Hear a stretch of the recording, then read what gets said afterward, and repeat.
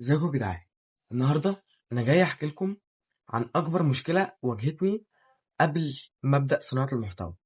المشكله دي هي عدم الثقه بالنفس. انا مش عارف هي واجهتك انت كمان ولا لا، بس هي مشكله كانت ممكن تخليني فعلا ما ابداش صناعه محتوى، وممكن تكون واجهت ناس كتيره قوي ما خلتهمش مثلا يحضروا انترفيوهات الشغل او يبداوا صناعه المحتوى وحاجات تانية كتير. انا جيت اتكلم عن الثقه بالنفس وحكايتها معايا انا. القصة وما فيها هي إن الثقة بالنفس هي صفة مكتسبة، يعني أنت تقدر تكتسبها من وأنت طفل أو تبنيها في نفسك لما تكبر. أنا ما اكتسبتهاش من وأنا طفل، يعني كنت بتعامل كويس في أهلي، بس برضو ما كانش عندي الثقة بالنفس إن أنا مثلا لما أشوف المستر بيسأل سؤال مثلا وأنا في الفصل كنت إن أنا أرد عليه أو أرفع إيدي عشان أجاوب. لا، أنا كنت بخاف وكنت بفضل قاعد مكاني وأسمع حد تاني بيجاوب نفس الإجابة اللي أنا كنت هجاوبها، وبرضو كنت باقعد ألوم في نفسي إن أنا كده. بس أنا ما كنتش عارف أتغيّر، لغاية أمّا قدرت إن أنا أغيّر من نفسي وأقدر إن أنا أطلع قدّام الكاميرا مثلًا وأتكلّم، مع إن ده لغاية دلوقتي هو بيواجهني، إن أنا باقدر أو بالاقي نفسي في أوقات أقعد قدّام الكاميرا ومش قادر أسجّل أو خايف أسجّل، خايف من مع إن ده كلّه بيتشال من دماغي لمّا باجي أسجّل، وبيتشال من دماغي حتى الscript اللي أنا كاتبه.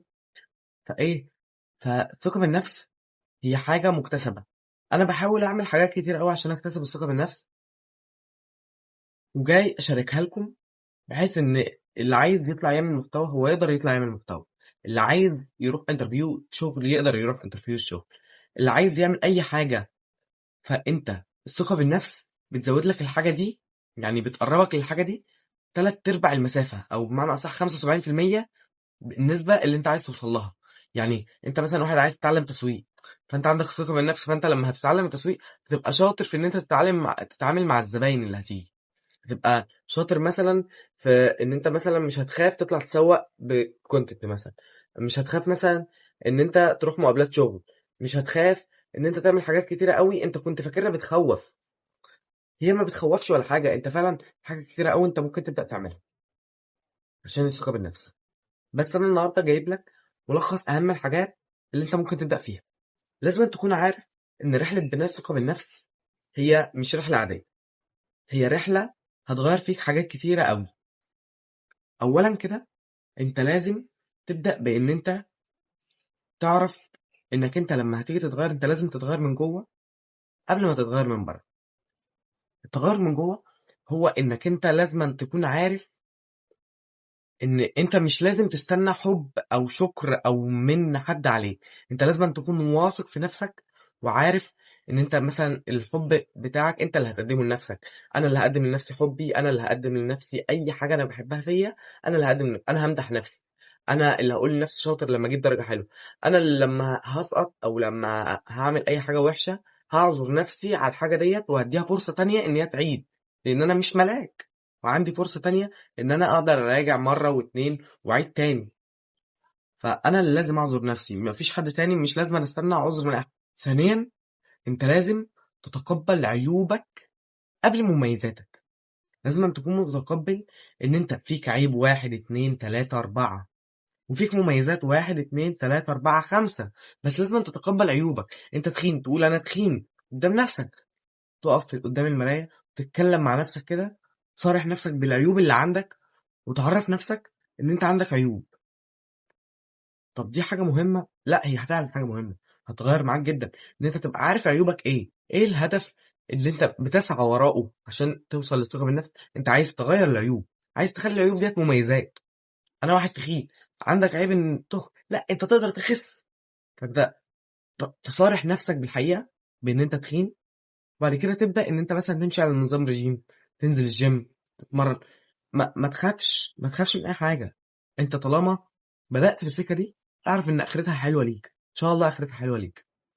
ثالثا، اخرج من دايرة الراحة، من الكومفورت زون، لازم تخرج منها. انت فعلا مش هينفع تفضل خالص خالص قاعد كده بكل الراحة او انا عايزك تعالي، عايز كل حاجة انت بتخاف منها تروح وتخش فيها وترمي نفسك فيها. يعني انا بخاف مثلا احضر انترفيو، لا روح احضر فيو. انا بخاف اتكلم قدام ناس كتير، لا اطلع اتكلم قدام ناس كتير. انا بخاف اصور قدام الكاميرا، لا اطلع صور قدام الكاميرا. انا بخاف اعمل حاجه، لا اعملها. اعملها وشوف نفسك دلوقتي، وشوف نفسك بعد كام يوم، شوف نفسك بعد كام شهر، وشوف نفسك بعد كام سنه، وهتشوف الفرق فيك انت. هتلاقي ان في فرق. على النصيحه الرابعه، انت مش فلان، انت نفسك.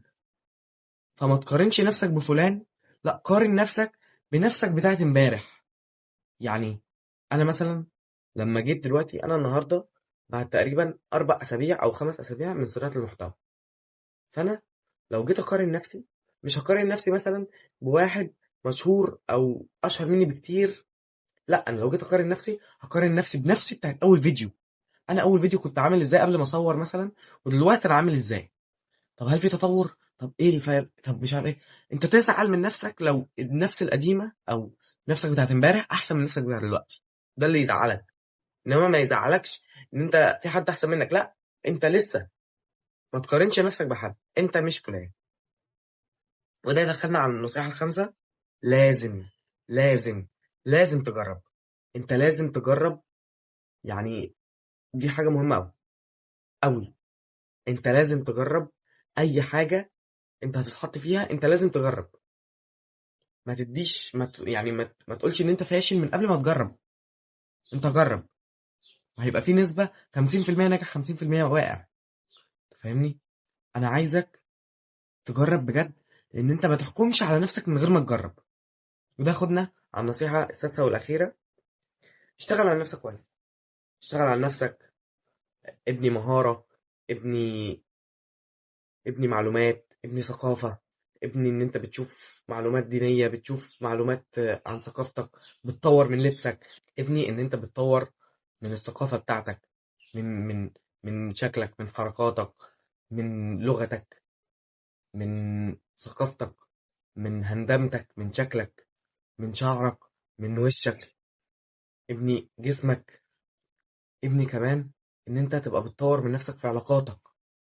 ما تبقاش يعني، او ما تفضلش في علاقات بتضرك، ما تفضلش في علاقات توكسيك، ما تفضلش في علاقات بتضايقك، ما تفضلش في اي علاقة ممكن تكون جايبه لك انت اذى. ليه؟ مش لازم تستحمل اي حاجة وحشة عليك. كن مدرك لحاجة زي دي. انت لو بعدت عن حد، الحد ده هو اللي هيخسرك فعلا. لازم تبدأوا تعملوا الحاجات دي وتكتبوها في ورقة انجازات. ان انا النهارده قدرت ان انا اروح الانترفيو بتاع الشركة دي. قدرت النهارده ان انا اصور فيديو وحتى ما نشرتوش وريته لزمايلي. قدرت النهارده مثلا ان انا اروح اتكلم مثلا مع صاحب انا، يعني انا او زميل ليا، وخليته بقى صاحبي. قدرت النهارده ان انا اتعرف على حد. قدرت النهارده ان انا اطور من شكلي. قدرت النهارده ان انا اطور من شعري. قدرت النهارده ان انا انزل التمرين. قدرت النهارده ان انا اعدي 3 شهور في التمرين. قدرت النهارده ان انا اعمل اي حاجه، اي حاجه عايز اعملها. قدرت النهارده ان انا يبقى عندي الثقه بالنفس اللي تخليني ما اتكسفش وانا بعمل اي حاجه. قدرت النهارده ان انا اقدر اخرج وامشي واروح واجي وانا مش مكسوف ان انا بعمل فيديوهات. لا ده انا كمان بقابل زمايلي او بقابل حد مثلا يعرفني، وباخد تليفونه وبدور على اسمي بتاع اليوتيوب مثلا، وبخش اعمل نفسي سبسكرايب. فاهمني؟ وفي النهايه يا صديقي، ما تنساش تعمل سبسكرايب واشتراك.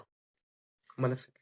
سبسكرايب يا صديقي، ولايك، واكتب لي كومنت مشجع. وشكرا لكم.